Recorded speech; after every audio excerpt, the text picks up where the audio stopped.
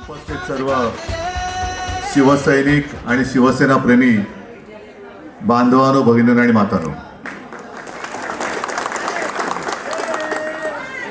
1968 किती वर्ष झाली. मी आलो म्हणून तुम्हाला आनंद झाला, पण मी इथे आलो म्हणून मलाच जास्त आनंद झालाय. याचं कारण असं की 68 सालापासून आत्तापर्यंत आणि अनिल परब तर म्हणाले पुढची आणखीन 100 वर्ष तुम्ही आज शिवसेनेचा, आपल्या हक्काचा, मराठी माणसाचा, कोळी बांधवांचा बालेकिल्ला हा चिरेबंद ठेवलेला आहे. त्याच्याबद्दल खास तुम्हाला धन्यवाद देतो. आत्ताचं सरकार कसं आहे तुम्हाला कल्पना आहे. या निवेदनातला विषय हा केवळ तुमचाच नाही, तर बहुतेक संपूर्ण किनारपट्टीवरती आपल्या कोळी समाजाचा झालेला आहे. तुम्ही मला सांगितलं ना, मी किती साली इकडे आलो होतो. खारदांड्याचं आपलं ते कुठलं मार्केट, त्या मार्केटमध्ये मी 2-3-4 वेळा येऊन गेलेलो आहे. तिथल्या माझ्या कोळी भगिनींशी बोललेलो आहे आणि थोडं एक नूतनीकरणाचं, कारण अजूनही मार्केट पॉलिसी अद्याप ठरले की नाही मला कल्पना नाही, पण नूतनीकरण आपण केलं होतं. थोडक्यात सांगायचं काय की शिवसेनेचं लक्ष हे जनतेवरती आहे, कोळी बांधवांवरती आहे. आणि आता हे सगळे जे काय आहेत त्या कोळी बांधवांच्या जमिनीवरती आहे. पण त्यांना अजून लक्षात आलेलं नाहीये की ही जमीन गिळणं एवढं काही सोपं नाहीये आणि आम्ही ती काय होऊ देणारच नाही. तुम्ही काळजी करूच नका, अजिबात होऊ देणार नाही.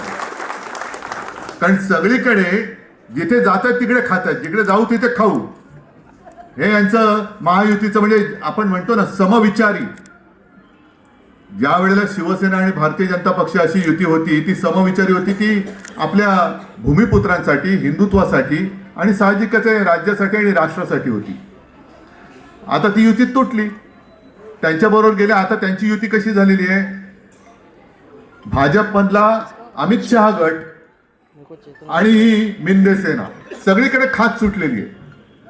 म्हणजे आज सुद्धा मी त्या भाषण ऐकलं नाही त्यांचं तिकडे, कारण ऐकण्यासारखं भाषण ते नसतंच. अधिवेशन आज पार पडलं, संपलं ना अनिल. हा जर का त्यांना प्रश्न नुसता विचारला तरी अंगाचा तिळपापड होतो. आणि मग प्रश्न असा येतो की हे अधिवेशन होतं की प्रचाराची सभा होती. कारण घोषणा अमाप झाल्या, पण त्या घोषणांमध्ये केवळ एक विकासाची धुळफेक करायची, विकास विकास विकास, आणि खालनं जमिनी हडप करायच्या. आज ही आपली संस्कृती आहे. येळकोट येळकोट आपण बोलतो, आई एकविरा मातेचा विजय असो म्हणतो.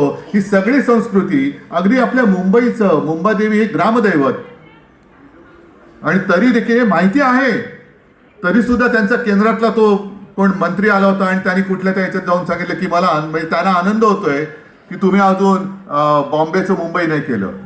कुठल्या त्या याचं, जितेंद्र सिंगनी. मग यांच्या डोक्यात अजूनही ते बॉम्बे आहे. आय आय टी मुंबईचं अजून बॉम्बेचं मुंबई नाही केलं. अरे कोण तुम्ही, कुठून आलात? आमचे हे कोळी आहेत, पाठर प्रभू, सगळे भंडारी समाज, सगळे आमचे मुंबईचे भूमिपुत्र आहेत. आणि त्या भूमिपुत्रांच्या न्याय हक्कासाठी शिवसेनेची स्थापना झाली. 68 साली काय शाखा बांधली? काय उगाच काही तिकडे आपण काय क्लब काढायचा म्हणून नाही काढली ती शाखा, तर मराठी माणसाच्या न्याय हक्कासाठी आणि भूमिपुत्रांच्या रक्षणासाठी म्हणून शिवसेनेची स्थापना ही 1966 साली केली. आणि म्हणून 68 साली शिवसेना प्रमुख इकडे स्वतः आले होते या शाखेचं उद्घाटन करायला. आणि आज सुद्धा मी तेवढ्याचसाठी आलेलो आहे. मी तुम्हाला वचन द्यायला आलेलो आहे की आणि कोणी किती आदळापट करू दे, पण माझ्या कोळी बांधवांच्या जागेला जरा जरी हात लावला तरी हात आम्ही कलम करून टाकल्याशिवाय राहणार नाही. आणि याच भाषेत आता त्यांच्याशी बोलावं लागेल. अजूनही सीमांकन होत नाहीये. आणि तुम्हाला लोकप्रतिनिधी कसा पाहिजे? कोळीवाडा आल्यानंतर नाकाला रुमाल लावणारा पाहिजे का तुमच्या सोबत येऊन बसणार, तुमचे प्रश्न सोडवणारा पाहिजे? हा साधा प्रश्न, त्याचं जे उत्तर येईल ते मला मान्य.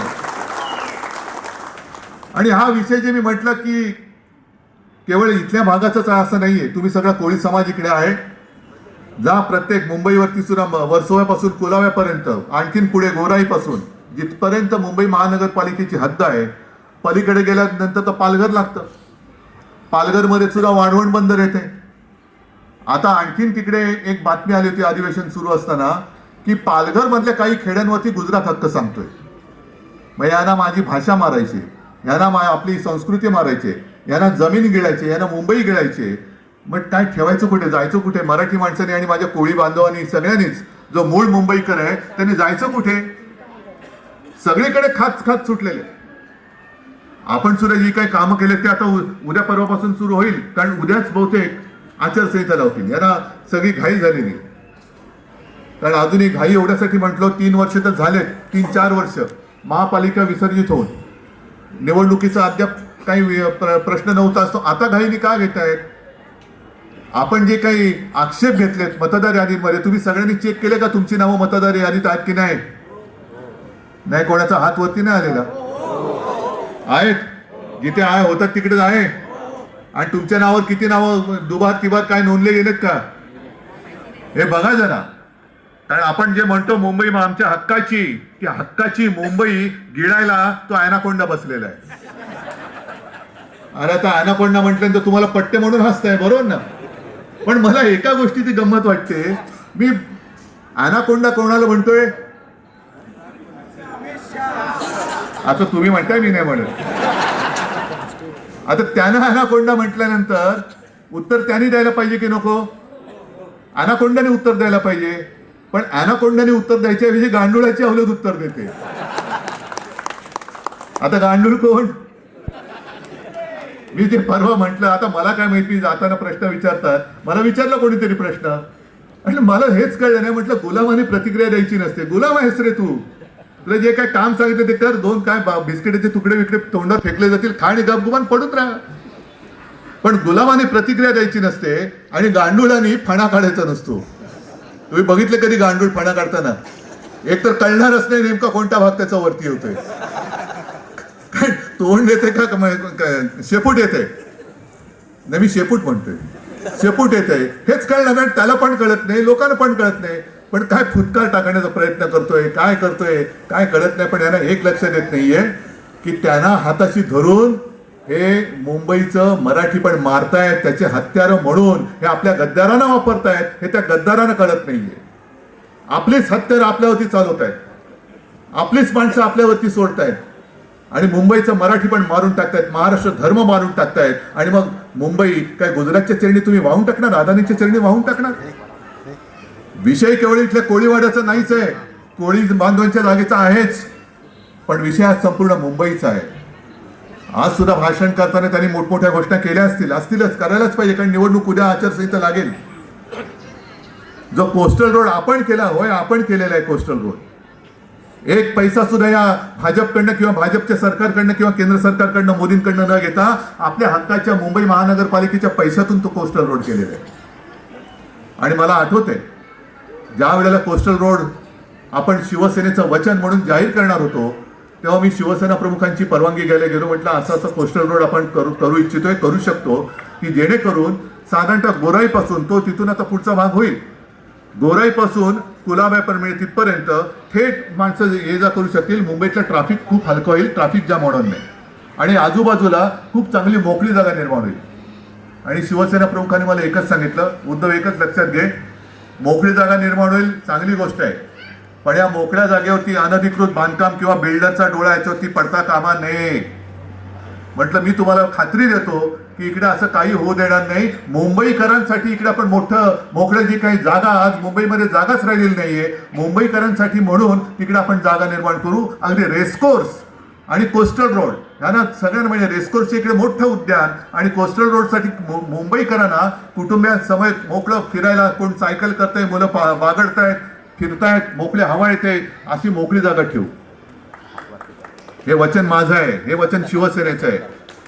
हे वचन अर्ध आपण पूर्ण करून दाखवलेलं आहे, पण अर्ध अजून करण्याचं बाकी आहे.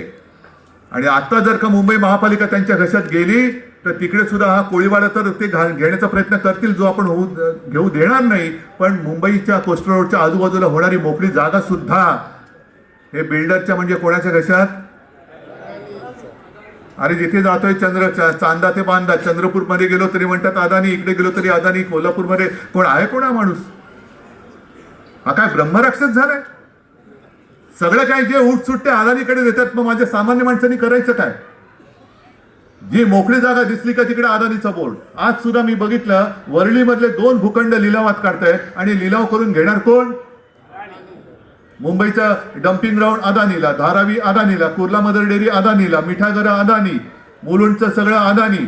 म्हणजे काय हे मुंबई आहे का अदानी नगरी करणाऱ्याची? आणि ही कसोटी केवळ माझी नाहीये, ही कसोटी तुमच्या सगळ्यांची आहे. आपली मुंबई आपल्या हक्काची, ही हक्काची मुंबई आपण हातात ठेवणार की त्यांच्या चरणी वाहून देणार हे ठरवण्याची ही निवडणूक आहे. आज शाखेचं नूतनीकरण झालं, आनंद आहे. पण शाखेचं नूतनीकरण जरी झालेलं असलं तरी शाखेचा मूळ गाभा हा तोच राहिलेला आहे आणि तोच राहायला पाहिजे. या शाखेने आतापर्यंत म्हणजे 68 सालापासून आजपर्यंत अनेक जणांना न्याय दिला असेल, अनेक जणांची भांडणं सोडवली असेल, अनेक जणांना मुलांना शाळेत ऍडमिशन मिळवून दिले असेल, खूप काम केलेलं आहे. आणि हीच तर शिवसेनेची ओळख आहे. शिवसेनेची ओळख, शिवसैनिक स्वतःच्या जीवाची पर्वा न करता जनतेच्या मदतीसाठी धावून जातो, म्हणून शिवसेना आणि मुंबई हे नातं घट्ट जुळलेलं आहे. हे नुसतं काही लिखापडीचं खातं हे नाहीये की आम्ही काहीतरी तुम्हाला FSI वाढून दिला तर लोक लगेच वेडे होऊन तुम्हाला मतं देतील, TDR दिला म्हणून मतं नाही. माझ्या संकटाच्या काळी जो धावून येतो तो माझा आणि तो फक्त शिवसैनिक. बाकी यांची चोराची टोळी तर येऊ शकत नाही, चोराची टोळी येऊ शकत नाही. बाकी आहे मुद्दे बरेच आहेत, पण सगळे मुद्दे आज काही बोलण्यासारखे नाही आहेत. आज आपण एका वेगळ्या नाही म्हटलं तरी मूडमध्ये आहोत. तुम्ही सगळ्यांनी माझं खूप छान आनंदाने स्वागत केलं.